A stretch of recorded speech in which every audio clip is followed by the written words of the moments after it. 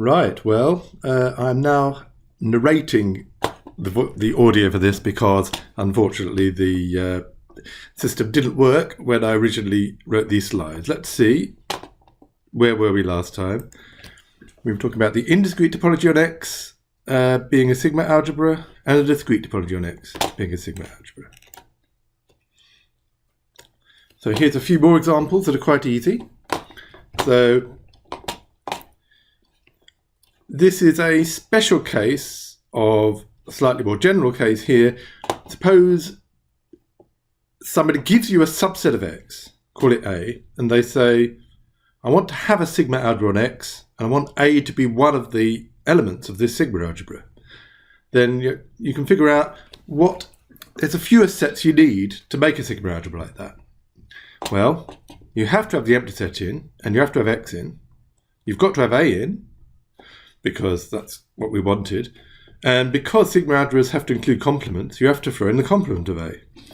But now you can quite easily check, there's only a few things to check, that this does give you a sigma algebra on X. So it's obviously the smallest one you can have, which has got A in. And this particular special case here is, say, somebody gives you the open interval, or the half open interval, which is actually a closed set in R, from minus infinity excluded up to 0 included, and somebody says that that's a subset of R, and I want to make a sigma algebra on R which has got that in it.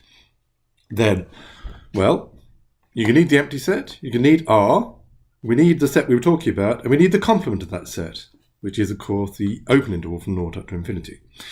And that's already enough, and that makes you a sigma algebra on R, and that's a sigma algebra you get. It's the smallest possible sigma algebra, which includes the set minus infinity 0 shown here. Right. And it's quite easy to figure out what sigma algebra generated by just a finite number of subsets of the set X is. You just have to draw the Venn diagram. Well, okay, it's easiest with 2 or 3. You draw the Venn diagram, and you quite quickly discover that every region you could describe in your Venn diagram, any finite intersection of the sets and their complements and things like that, should be in your sigma algebra. And then, of course, you have to be able to take finite unions as well. So, in fact, you get every possible combination of the regions shown in your standard Venn diagram. And that does give you a sigma algebra on X, and that's a sigma algebra generated by your finite number of subsets, which I'm really thinking of 2 or 3 for the moment when I'm talking about Venn diagrams. But of course, it generalizes to finitely many, because there's only, if you take finitely many sets, then you look at intersecting a few of them, any finite number of them, and a few of their complements, and that'll give you basically the regions in the Venn diagram that I was talking about before. Right. So suppose you want something that's slightly more interesting. And so countable will mean finite or countably infinite, and the empty set also counts as a finite set, and is therefore a countable set too. Now you take a set X, and you take the collection of all those sets A contained in X, so that at least one of the sets A and A complement is countable. Then this is a sigma algebra on X, and some of the details of this should be an exercise, I think. But let's have a look at what's going on. Well, the empty set is definitely in F because it is countable. And if A's in this collection, then either A or A complement is countable. Possibly both, of course. If X is a countable set, then some silly degenerate things happen. Typically, this is more interesting if X is an uncountable set, so that then they wouldn't both be countable. So if A is in F, then in that case, one of A and A complement would be countable. But then one of A and A complement is countable also works for A complement, because the complement of A complement is A. So by the symmetry of the definition between A and A complement, A is in F if and only if A complement's in F. Leave the rest as an exercise, but if you remember that a countable union of countable sets is countable, that helps. Also, every subset of a countable set is still countable. That also helps. So I'll leave the rest for you.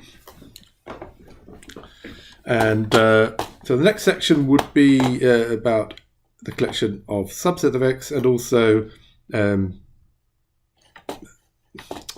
sigma algebras generated by collections of sets like the Borel sets. Yeah. We'll be looking at that. But let's have a look here at sets with the property of Baire. This is an optional extra section, but quite interesting. So if you take X to be a non-empty complete metric space, and actually you can do this in a topological space as well. You don't really need completeness for to define most of this stuff anyway. Then a subset of X has the property of Baire if the sum open set, so that both set differences, U take away A and A take away U, are meagre. You think of meagre as being small here. The union of these two set differences, U take away A and A take away U, is called the symmetric difference. It's often written using a triangle. And of course, every subset of a meagre set is meagre. So you have that these, and the union of two meagre sets is meagre as well.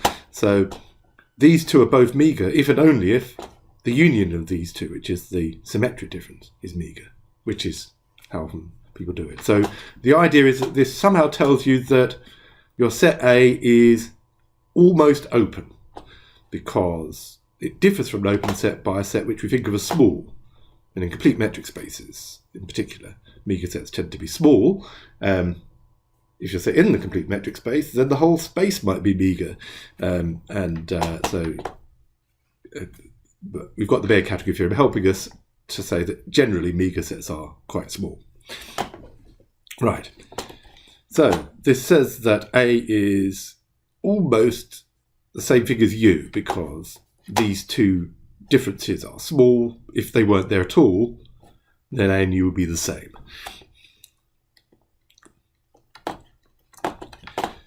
So having the Baire property that A has BP, you take the collection of all sets so that A has BP, and it is a moderately interesting exercise to prove that F is actually a sigma algebra on X. And this sigma algebra includes all the open sets.